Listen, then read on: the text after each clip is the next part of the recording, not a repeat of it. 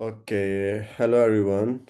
Uh, so uh, I hope you had a good exam. And what I mean by good exam is like you were able to do good at, in solving the exam. So uh, today, what we are going to do is that yes, we will. Actually, I made a mistake. Remember, we were talking about processes and inter-process communication, but somehow, I don't know, somehow I made a mistake where I didn't complete that topic, and without completing it, we moved to threads and concurrency.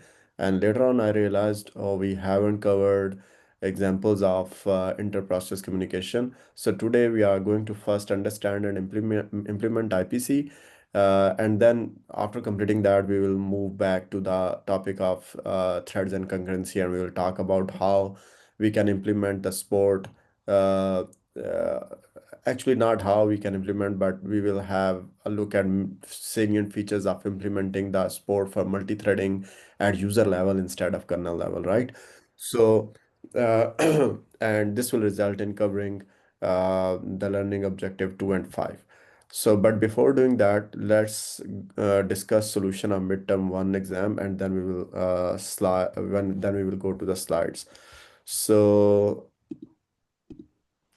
uh, yeah, okay. So let me open the.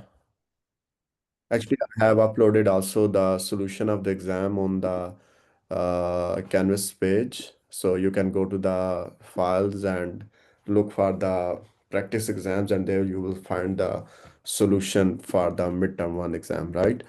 So,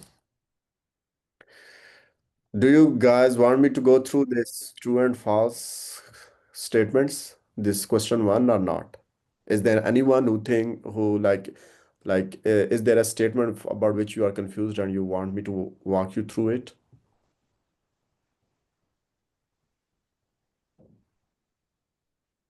Please, I'm waiting for your response. I don't want to Or, go.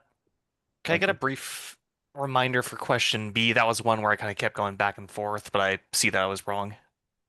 B, when memory is ever committed, one possibility is to swap kernel out to disk storage to free memory. You are talking about Is this it because we don't swap the kernel, but we one? swap Yeah. what's currently on the CPU to memory, not the kernel itself? Actually, we can swap other processes, the user level processes, out to the disk, but we can never swap the kernel to the disk because if you do that, if you allow it to happen, then your operating system cannot run because you are Right. kicking Okay. it out of the memory. Gotcha. I see where I went wrong. Thank you. Okay. Anyone else who want me to discuss one of these true and false statements? True or false?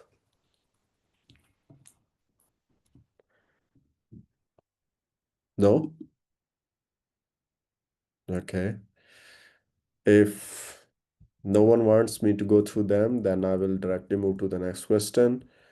So here the statement was like, let's say you have two API libraries, library X and Y, and you have two operating system X and Y. Operating system X supports library X and operating system Y supports library Y, but they do not support, like, for example, OS X does not support library Y and OS Y doesn't support library X. So if that is the case, so both of them, but both of those library, they provide the system calls to perform same functions. For example, if you want to open a file open a file, then you need to make the system call of open in library X, but unlock in library Y. Similarly, to read a file, you do read in libx but touch in liby, and to close a file, you do close system call in libx and lock in liby, right? Now you are given a C program that is written to be executed on OS X for opening, reading, and then closing a file, which means it uses the system calls open, read, and close, right? So there is a person who what he does is that he copies the exact same program which is given below to a computer running OSY and compiles the program. Do you think he will be successful in compiling and running the program in the on the computer with OSY. Justify your answer in no more than 3 sentences. So the compilation will fail, it will not be successful. And the reason is that the computer running OSY, it supports the library Y but not library X. The given program, it opens, read, and closes a file using functions of library X, therefore its compilation will fail on OSY, right? Anyone who is not clear on this? I have a question. Can you Yeah, hear go me? ahead. Yeah, go ahead. Yeah, for this question, I obviously put a no, but in terms of the explanation, I use system calls because it's kind of obvious that like library X and Y have different functions, Yeah. so it's not gonna work. But I then like went into system calls and how even though the library is the same, you might have different system calls on different operating systems. So would that be correct in terms of explanation? Yeah, you are necessarily saying the same thing but using a different wording, right? What I Okay, said here. So it should be counted correct. thank you. Uh, okay, let's go to the next question, 3. So consider the following code and fill the table to indicate for each variable its location. That is whether it will go to the code segment. So for that you need to write C, and whether if it goes to stack, write S. If the variable go to data segment, write D. If it will go to heap segment, write H, right? So so X is global variable, so it will go to the data segment, right? Then what else you had? X, Y result. So Y is okay. So Y is a local variable, so it will go to the stack segment. Result is a local variable, go to stack segment. What else? Range. So range was where was range described? So range is also a local variable of the function sum underscore range, so it will go to the stack. And number 0, right? So numbers is the like address of the memory which allocated, and number 0 is like the first element in that allocated memory, right? So but that memory is allocated for using malloc, which is basically allocation, dynamic allocation, so it will go to heap, right? And then what else? Sum. Where is sum? So sum is also a local variable of the function, so it will go to the stack. I is also a local variable, so it will be also allocated on stack, right? So everyone is clear on this?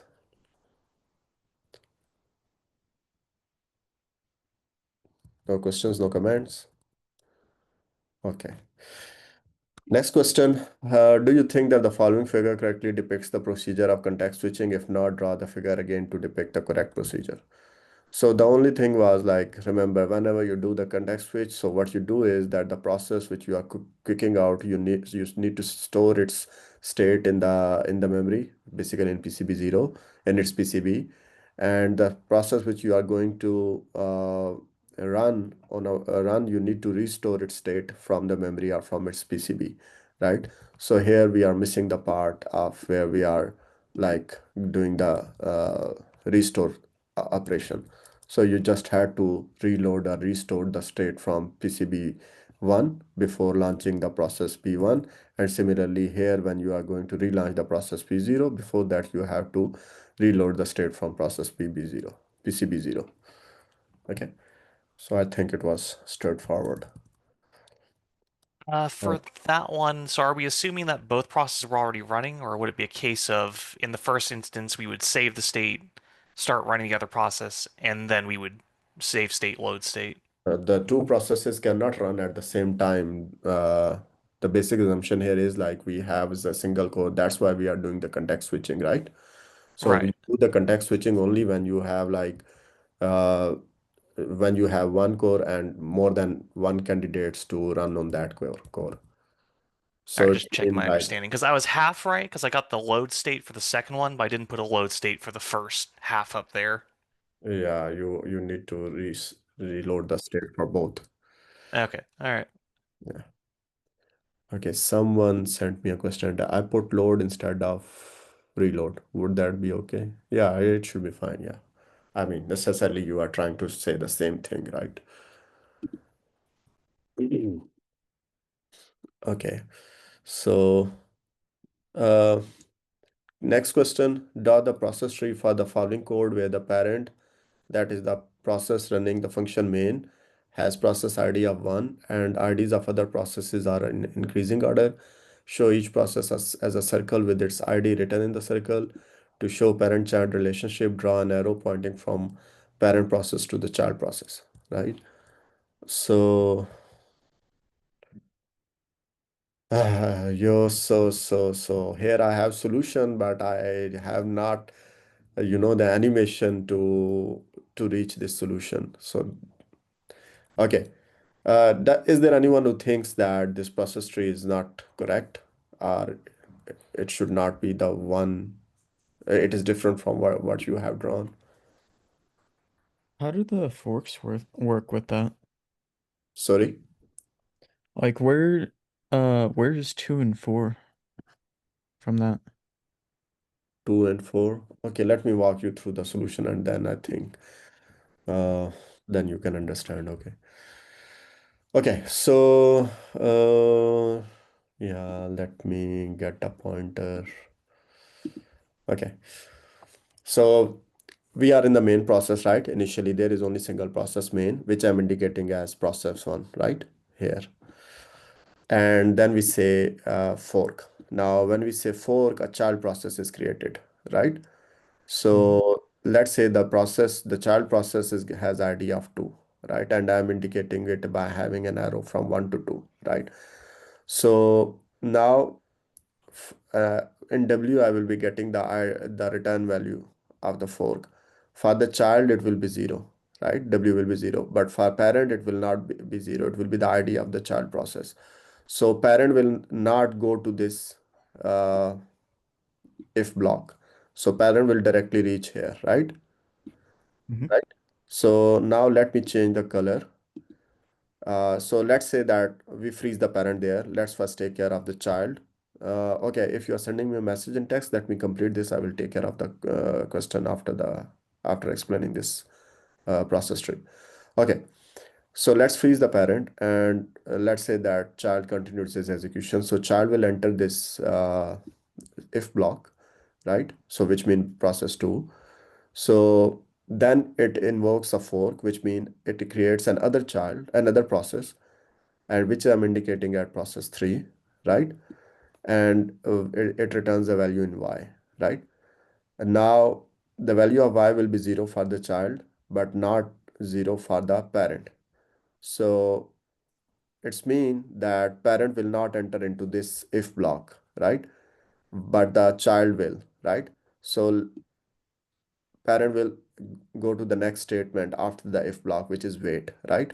But the child will enter in the if statement where it will be waiting forever, right? So basically here it is kind of like stuck. It is a loop here, right?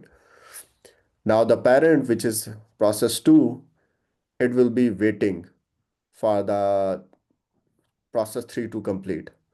But since process 3 will never complete because it is stuck in a loop, so parent process, the process number 2, it will never be able to continue its execution. So it will always be stuck here, right?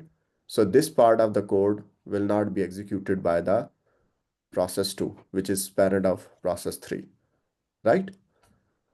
So now let's go back to the process 1, right? So if it kept moving, would processes 2 and 3 point to 4 and 5? No, why should, oh, I don't understand. Are you If it suggesting that there should be the parent of 2 should be parent of 4 and 3 should be parent of like 5? if 3 wasn't in a loop, would it point to 4 and 5? If 3 was not in a loop. Okay, let me finish this and then I will take your like you are trying to modify the question. Okay, so I will Mm. come back. Let me first finish this one. Okay, so uh, yeah, so now let's go back to the one. So it reaches here, x is equal to fork. So which basically mean it is creating another process, which I'm indicating at as 4, and I'm showing that it is child of 1 by putting an arrow. Now x is equal to 0 for child, but why I cannot scroll down? Yeah, let me get that.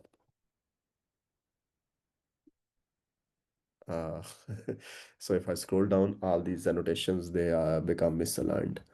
So anyway, uh, let me continue. So if x, so a new child is created, which is 4. Now x is equal to 0 for child. So the child will enter in this if block, right? But parent will not, right? So parent will go to the end of the if block here. So let's again freeze the parent and take care of the child. Let me use again a different color. Let's say blue this time. So So when child enters here, it says fork again, which means it is creating another process, which is I'm indicating as 5, right? So now I'm saying like if a is equal to 0, so basically I'm saying that if you are a child, then exit 0. So this will process 5 will terminate, right? And then after that, now I must scroll down, otherwise.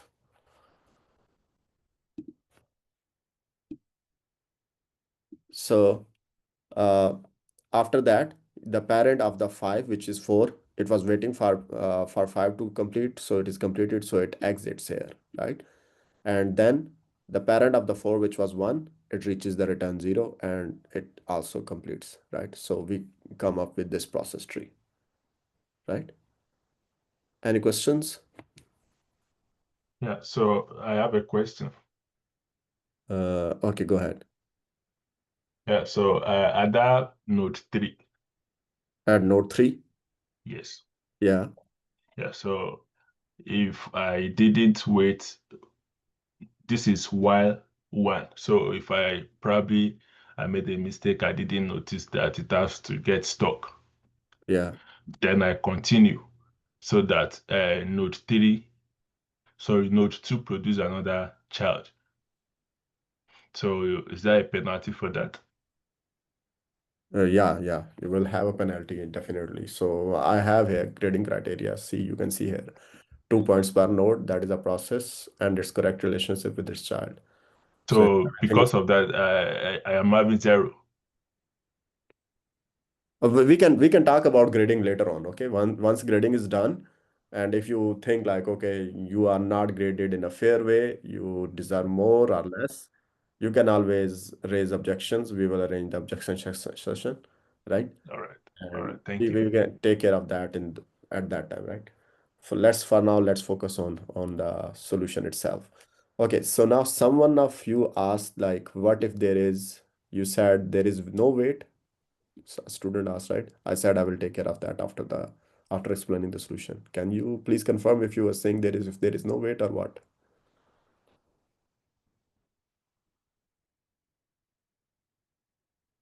There was a student who wanted to like modify the question and saying like if there is no weight, I think, or was saying if there is no while, I don't remember. Can you please rephrase? Can you please state your question again if you are still there?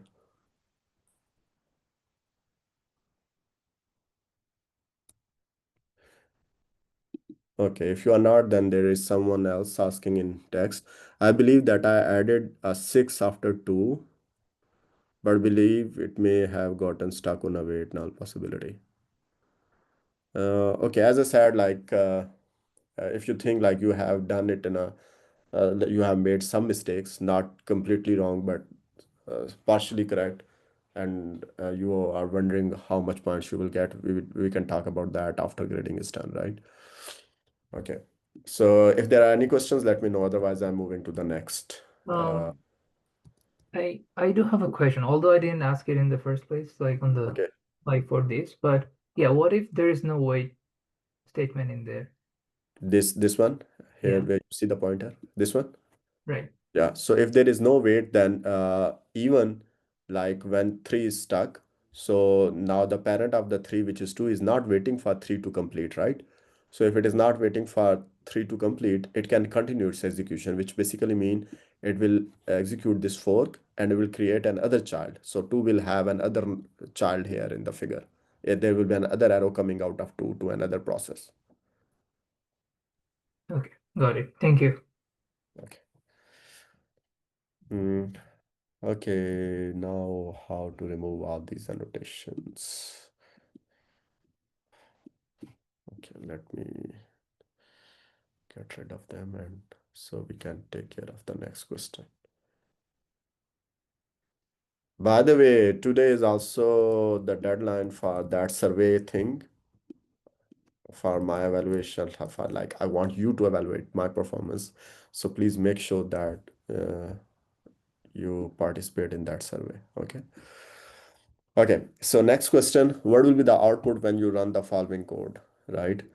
So again, it is basically testing your understanding of how the address space of a process changes or does not change, whether change or not change as a result of the fork, right?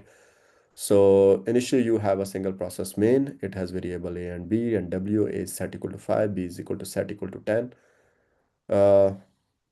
Do you want me to, okay, let me do it for you on the notepad, one note. Let me copy paste the, okay.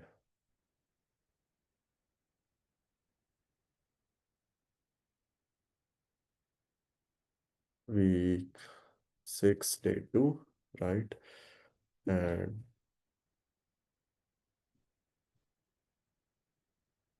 this is the question. Okay.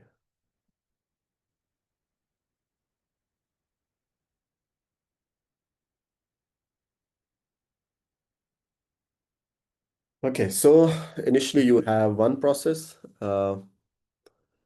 which is, let's say, named main. So it has its own address space, right? And in this address space, you have variable A, B, and W. A is equal to set 5, B is equal to set equal to 10.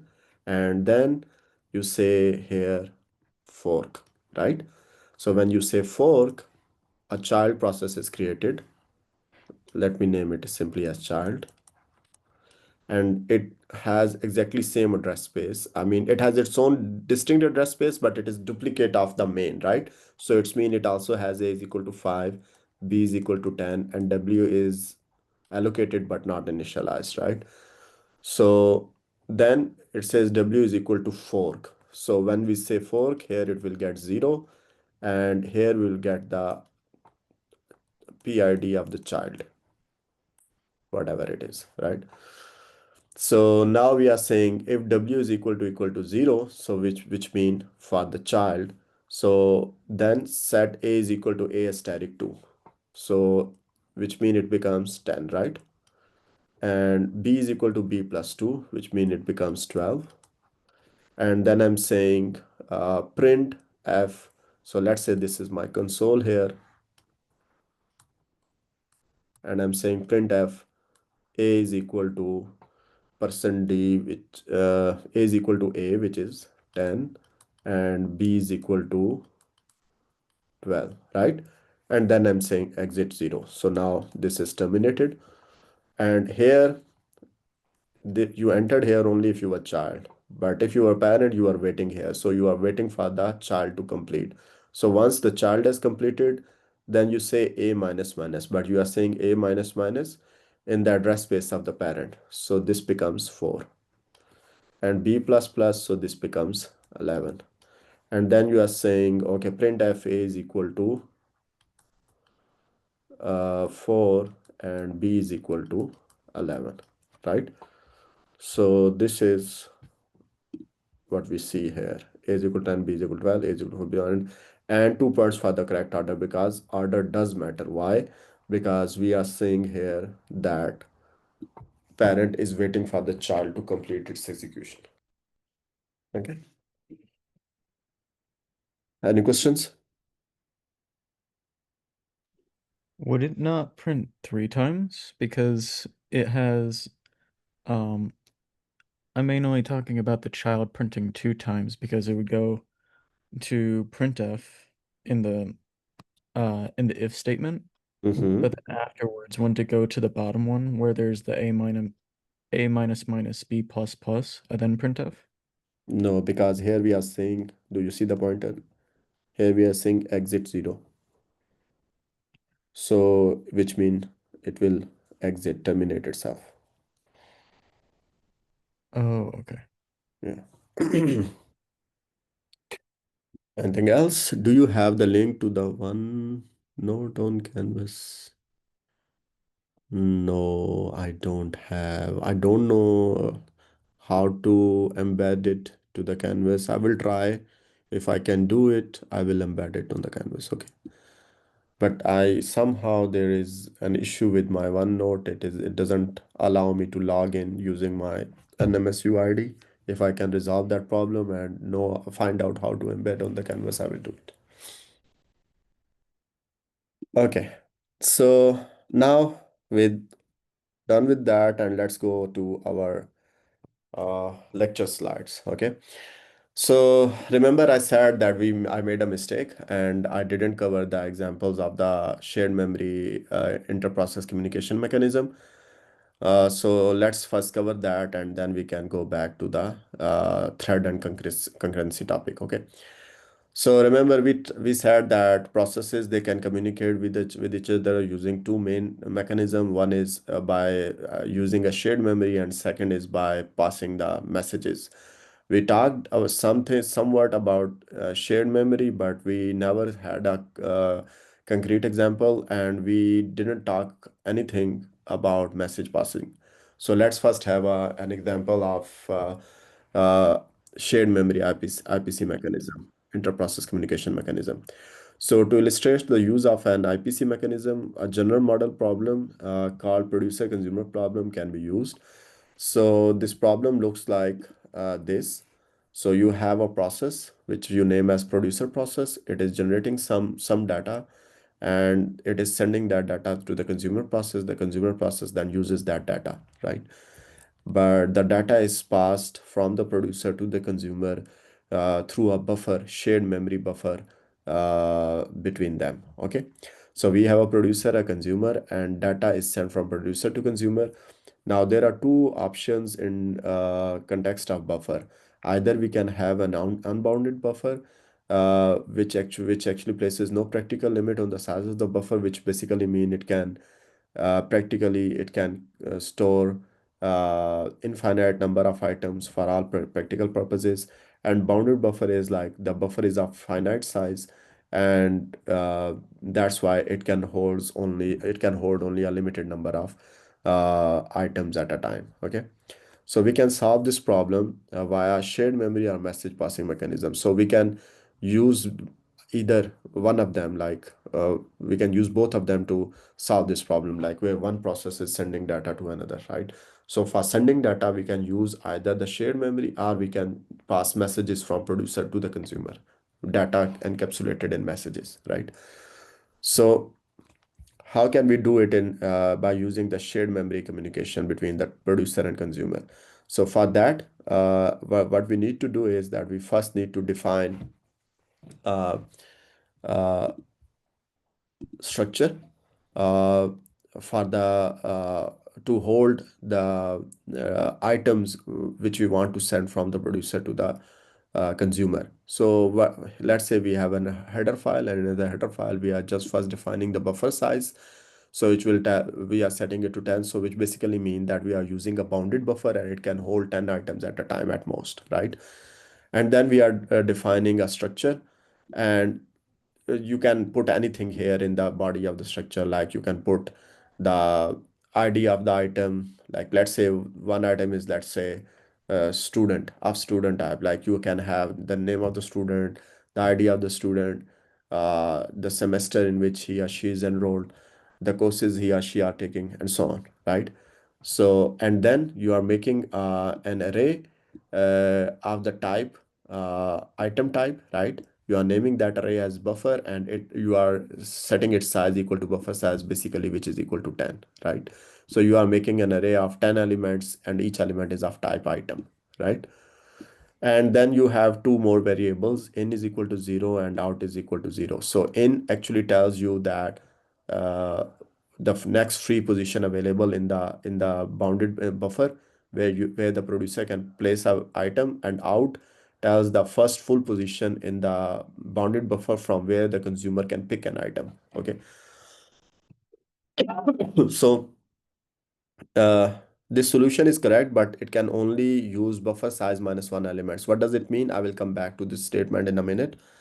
So this is what how it looks like graphically. So you have a producer, you have a consumer process, and then in the shared memory you have a buffer, which is actually an array of buffer size, in our case 10.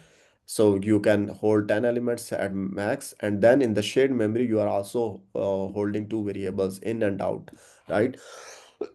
So in is actually pointing to the next free location where an producer can put an element, and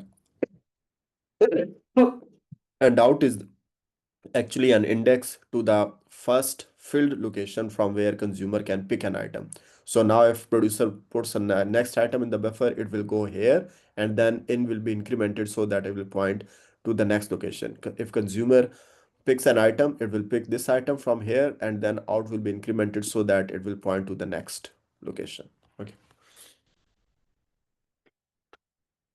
Uh, so how we find out if we are using this shared memory to exchange data between producer, to send data from producer to consumer, how we find out if buffer is empty or not? And we need to find out, because if buffer is empty, we don't want consumer to read any value from it.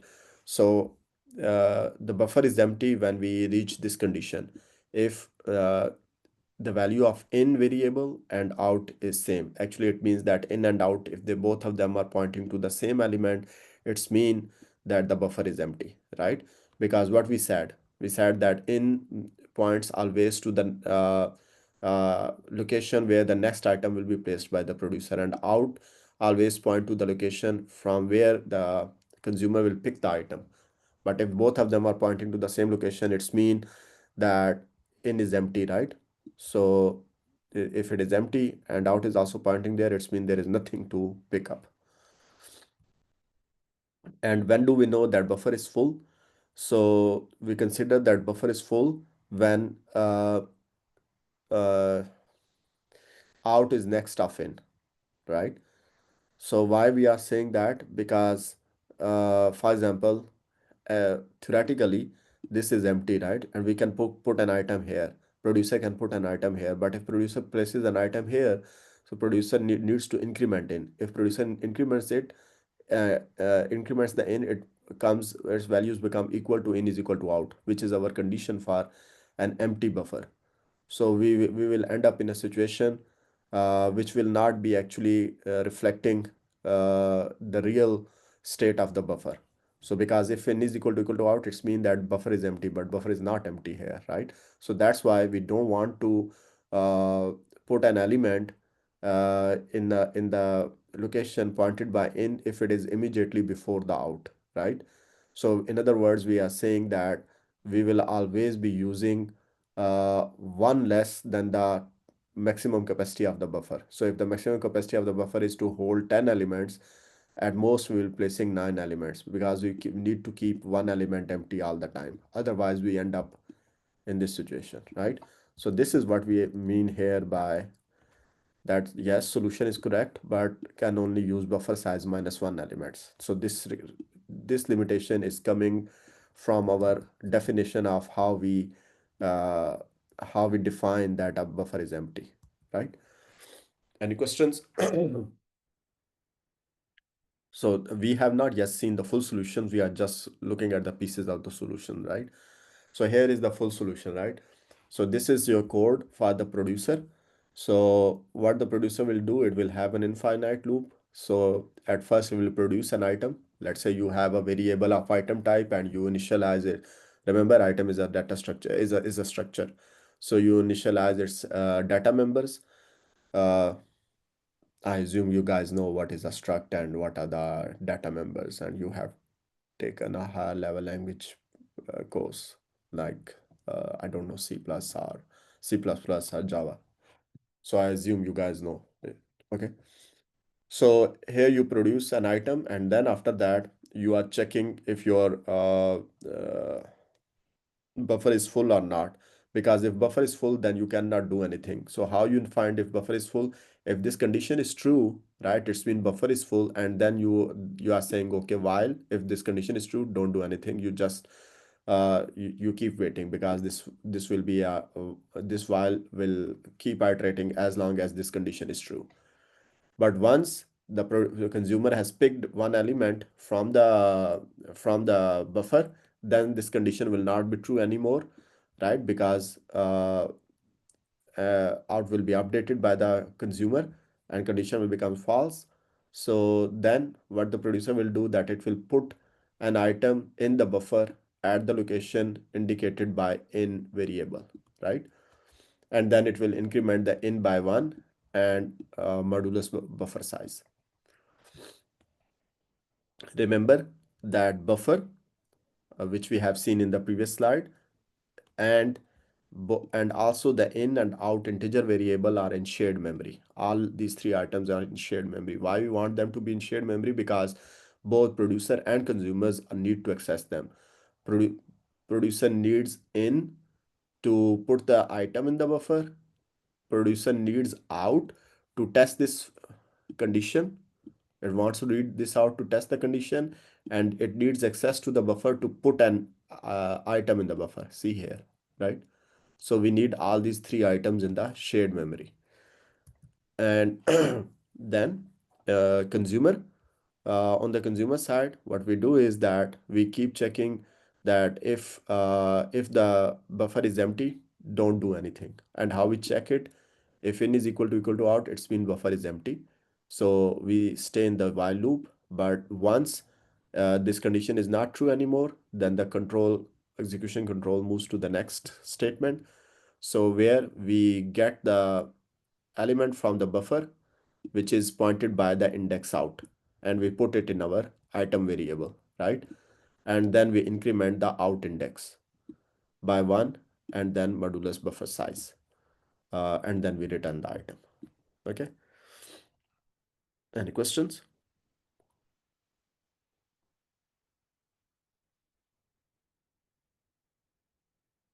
No? Is it clear? Okay. Okay, so what if consumer tries to consume an item that is not yet ready, which means basically it is not yet produced? Do you understand the question? So for example, in this figure, uh, let me go back here. In this figure, so in is pointing basically to the location which is empty, the first empty location, right? So what if, for example, our consumer is running fast, it reads this element, reads this element, reads this element, and then tries to read this element, right? So what will happen in that case?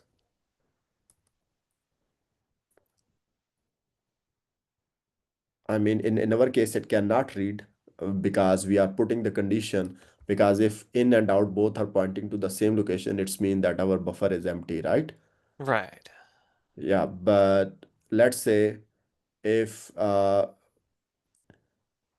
if there is a situation where it tries to, I don't know, mean if how can how can we make it this question more meaningful?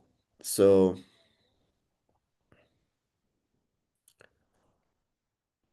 for example, if we remove this restriction like buffer size -1, like we can read at more, we can put at most buffer size -1 element. With this restriction, where is it coming from? Remember, it is coming from basically from this issue, from because we are defining as empty buffer as the condition in is equal to out, right?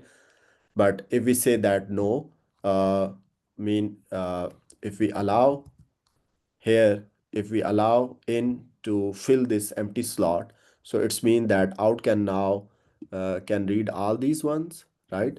And then it can read this, let me name it as X or 0, and then it can try to pick the next one, Y, right? Now let's say, and when if we are removing this restriction that you can put only buffer size -1 elements in the buffer, if we remove that restriction, it means that our statement of emptiness of buffer or definition of emptiness of buffer in is equal to out is not applicable anymore, right? So if it is not applicable anymore, it's mean in and out both can point at the same time.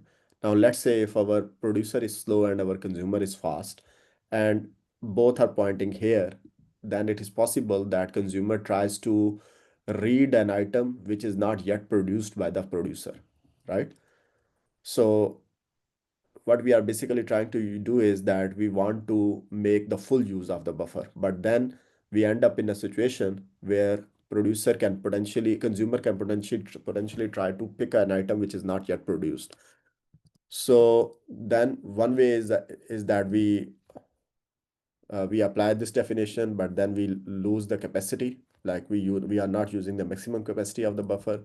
But if you want to use the maximum capacity of the buffer, we end up in a situation where consumer tries to consume an item that is not yet ready, which is means not being produced. Then what is the solution for that case? That we need to synchronize the memory accesses of the producer and consumer. And by synchronization, which we doesn't mean that we ask them to not use the buffer at full capacity. It means we need to somehow enforce the ordering. We need to make sure that yes, they both can access the same location, but producer must be the first to access that, and consumer must access it after the item has been produced. Must access the location after the item has been produced. So by synchronization, we have like different mechanisms to implement the synchronization, which we are not going to cover here. We have a separate chapter on that. So I just wanted to highlight it that a problem can arise and we have solutions to address that problem. Okay, someone has sent a text. Okay. Hmm. Okay, what is the time today? You also have quiz, right? Okay, we still have time. So we have seen that how can we do the message passing, how can we do the communication between two processes by using the shared memory? And one example of that is just producer consumer problem, right? Now, remember we said that there are two main mechanisms, shared memory and message passing. Now you can ask the question like if we can successfully communicate between two processes using shared memory, why we even need the message passing mechanism, right? So if the problem is resolved, why need a second solution for the same problem? So the issue is that the shared memory mechanism, it requires the two processes to share the address space. When we say share the address space, they need to have same memory area, which is mapped into address space of the both processes, right? Remember when we started talking about shared memory communication, we said that one process will create uh, a memory area, shared memory area, and the second process will attach it or map it into its address space, right? So this is the requirement that the two processes they share their address space. However, what if address space of the communicating processes is not managed by the same OS? If the address space is not managed by the same OS, it's mean we cannot share the address space between two processes. So here is an example where it is not possible. So let's say we have two processes which are running on two different computers, but they are need to communicate over a network. They are running on two different computers, so it's mean that they are managed by their address space is managed by two different operating systems, right? Not by the same operating system. So now there is no possibility that they can share their address space. So in that case, in that situation, for example, the shared memory communication will not work. Also, the other issue is that shared memory communication, it places the burden on application developer for implementing and manipulating the shared memory region. So, for example, in previous example here, it is your job to create a shared memory area, this thing, and then to manage this shared memory area. For example, how to put that item in the buffer, how to extract an item from the buffer, to how to make sure that you don't extract when the buffer is empty, and also how to make sure that you don't put an item in the buffer when it is already full. So a programmer or the user has to do all these jobs or take care of all these things. Sorry. So also, when we are using shared memory communication, since address space is shared, an attacker can exploit the vulnerability in one communicating process to attack another process. For example, manipulating pointers stored in shared memory region. For example, here, remember, in and out, they are actually indexes into the buffer and they are in the shared memory. So which mean that both producer and the consumer, they have access to in and out. Now let's say one of them is a malicious process, and for example, it will be more clear here. Let's say night, the in actually indicates, or maybe this figure. So in actually indicates the next empty location where producer can put a data, right? Now, let's say that consumer is a malicious process, but consumer also has access to the in variable, right? Because it in the shared variable. So now let's say it updates in such that instead of pointing to the next empty location, it skips the next two empty locations and then points.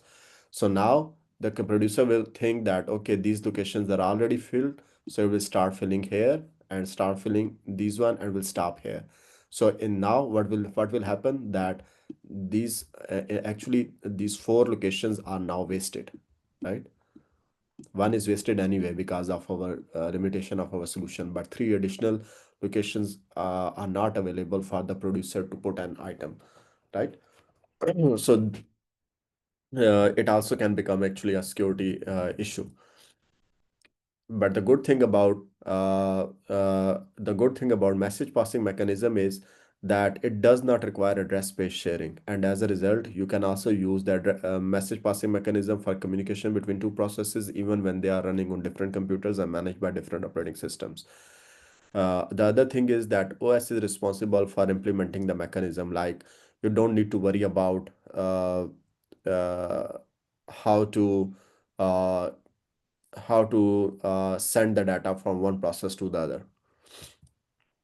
However, the issue is that more overhead due to OS intervention, because OS is doing the job on behalf of the user. So, for example, in shared memory communication, user or the person who is developing the program is responsible for managing the shared memory. But here, OS is doing the same thing. So it's mean that OS is taking the responsibility and hence OS is more involved.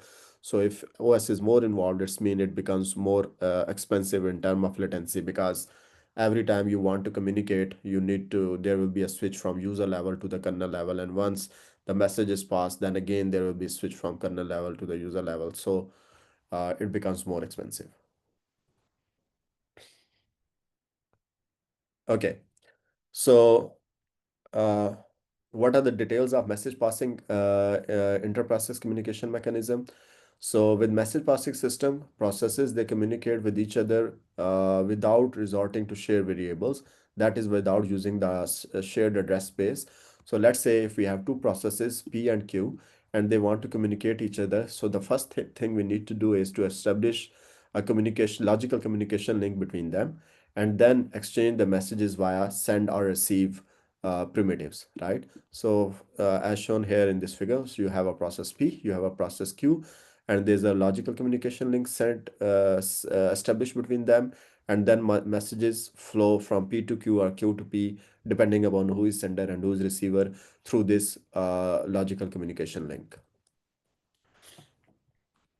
And then your IPC facility, which basically means your operating system, which is facilitating inter-process communication, is responsible to provide two operations or two primitives: send, which is a system call to send a message, and the message size can be fixed or variable. It depends upon how the send primitive or send system call is implemented, or maybe there are multiple flavors of the send.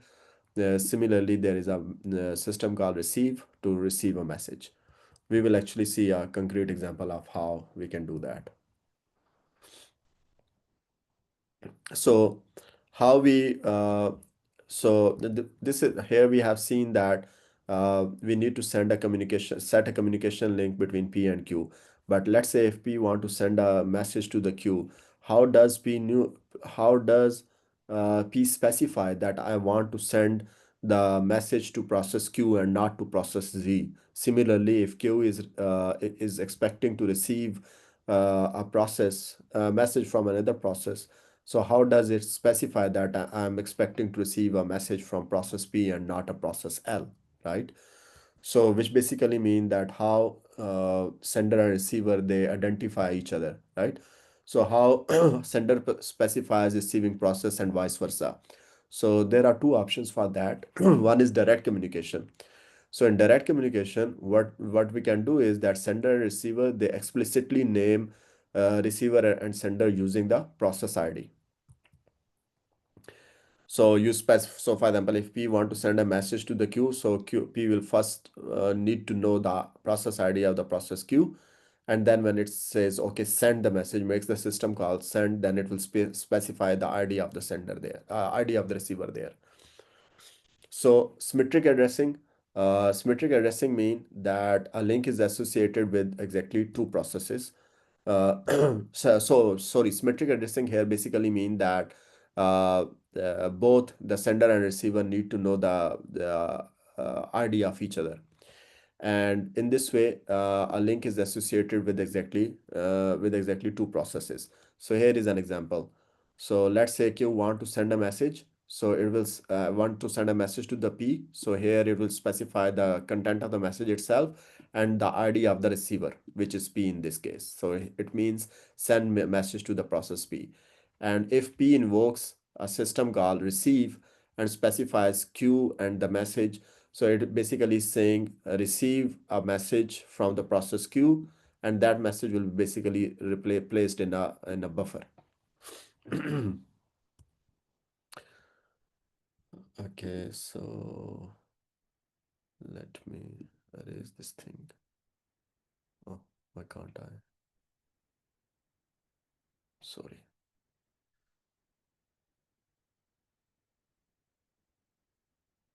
Okay.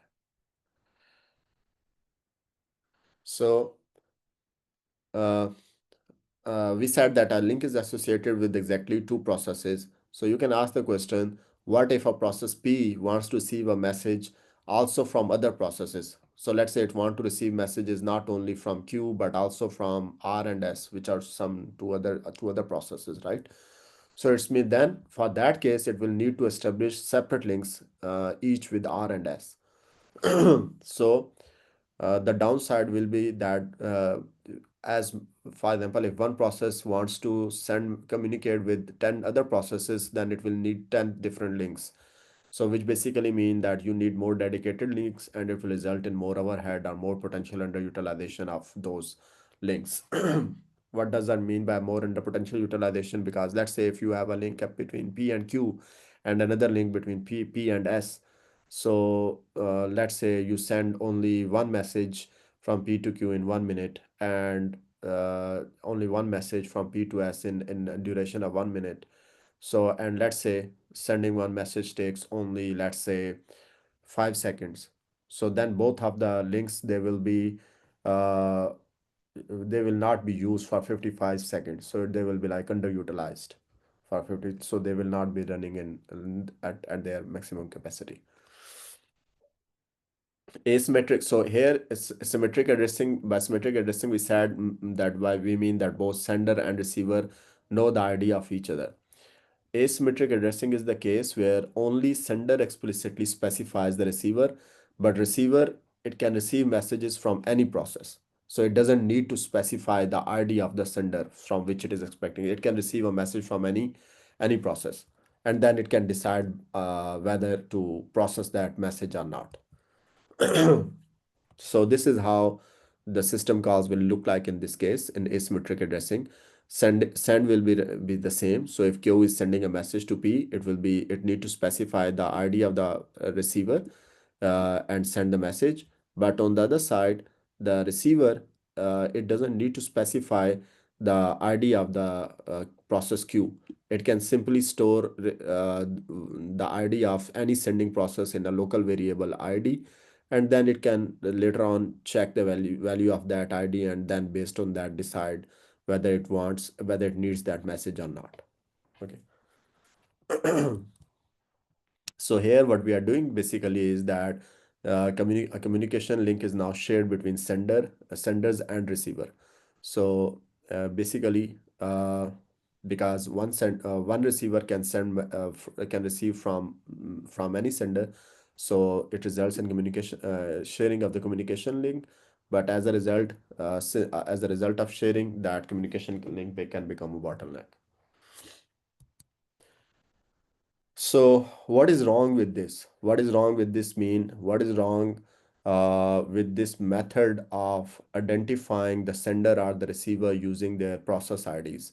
So let's try to understand what is wrong with this approach through an example. Suppose that you wrote an application where you are using where you have two processes, Q and P, and they are using these send and receive system calls to send and receive the messages. So, and they are using, let's say, symmetric addressing, right? So both need to specify, the sender need to specify the ID of the receiver and receiver need to specify the ID of the sender. So here in our example, Q is sender and P is receiver. So here, let's say the ID of the process P is 1 and ID of the process Q is 2, right? So process ID. So when you say send, so here you write the ID 2 of the process P, which is receiver. And when you, on the receiver side, when you make the system call receive, you need to specify the ID of the sender, which is 1, right? So remember that every time, whenever you run an application or a process, so let's say you run it for the first time and the process is completed. Next time you run your program or application again, this process is launched again. The process ID will be dynamically, uh, it will not be static. Every time to run a process, the process ID can be potentially different. So when you run it the second time, so again you have two processes in your application, and but maybe this time their IDs are changed. They have become 110 and 327, right? But your code has not changed. Your code is still using the old IDs, like you are saying send to the process 2 and receive from process 1. But now the ID 1 does not correspond to process P and ID 2 does not correspond to process Q.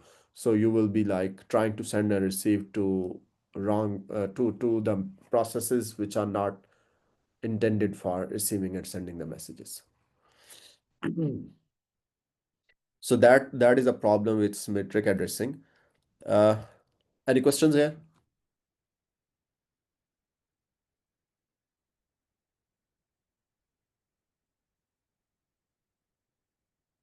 No? Uh, okay, we have some 5 to 7 minutes, so let's use them.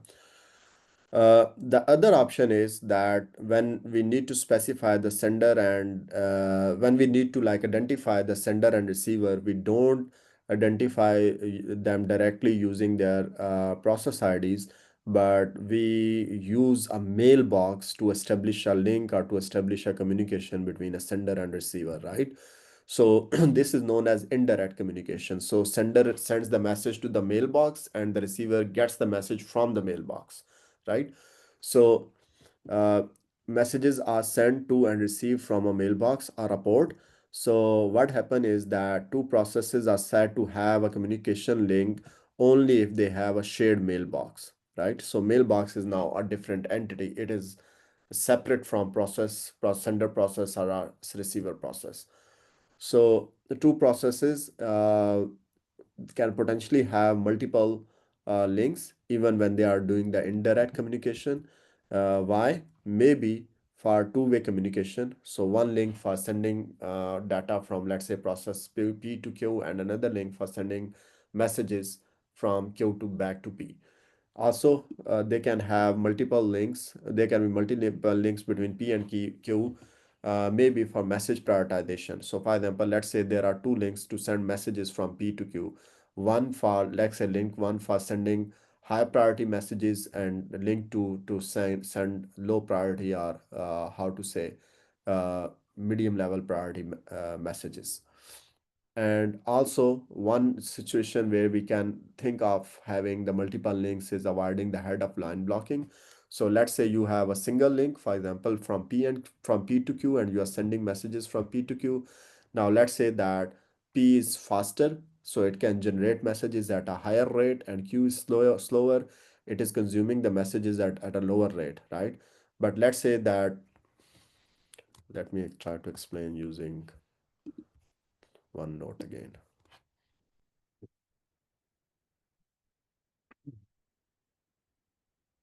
Uh, so for example, let's say you have P, you have process Q, you have a mailbox in between them. I'm just writing MB for that.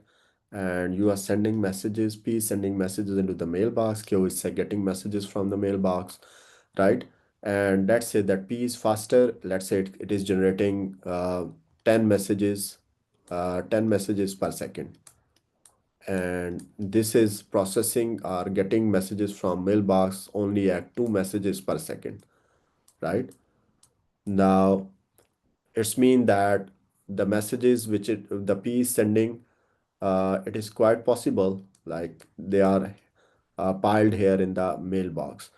Maybe the message as the at the back, it is of relatively high priority, and you don't want it to wait for all the messages on the front to be processed first, and then this let's say message X get the turn to be received by the process X. So what you can do is that if you end up in such a situation, then it's better to have a second link, a second mailbox here, right?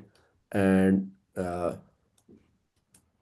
simply move X from mailbox 1 to mailbox 2. So simply move it from here to mailbox X. And then definitely Q need to, like, for example, I don't know, read the messages from mailbox 1 and mailbox 2 using a round robin, like get one message from MB1 and then another from MB2, or do some kind of prioritization. Always first check MB2. If MB2 is empty, then check MB1, something like that. Okay. So this So is basically, again, one mailbox having a slightly higher priority than the other. yeah, yeah. So we don't want one message to be stuck on the back of the line. So if we want to avoid that, we can think of having a second link, a second mailbox between two. Okay, so let me finish this slide and then we can go for quiz. So a link may be associated with more than two processes. So this is different from direct communication, where we were saying that a link is associated only with two processes. Why? Because sender and receiver, they were supposed to be identified using their process IDs, right? So but here the sender and the receiver, they are communicating through a mailbox. So it is possible that there is one sender for a mailbox and more than one receiver for the mailbox, or there are more than one senders for the mailbox and more than one receiver or a single receiver.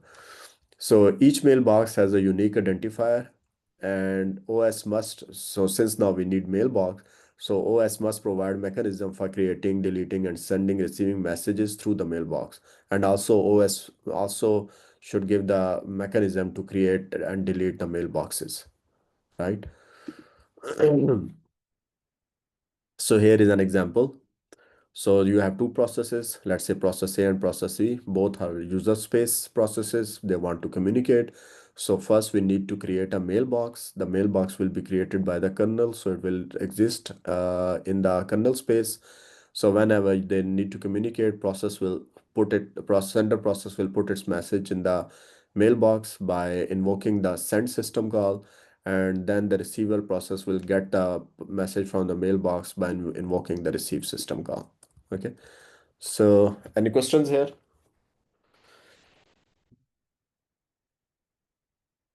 No? Okay, if no questions, then let's stop here, and your quiz will be released, I guess, in 30 seconds or within a minute. So go ahead, do your quiz. I will be here until end of the class time.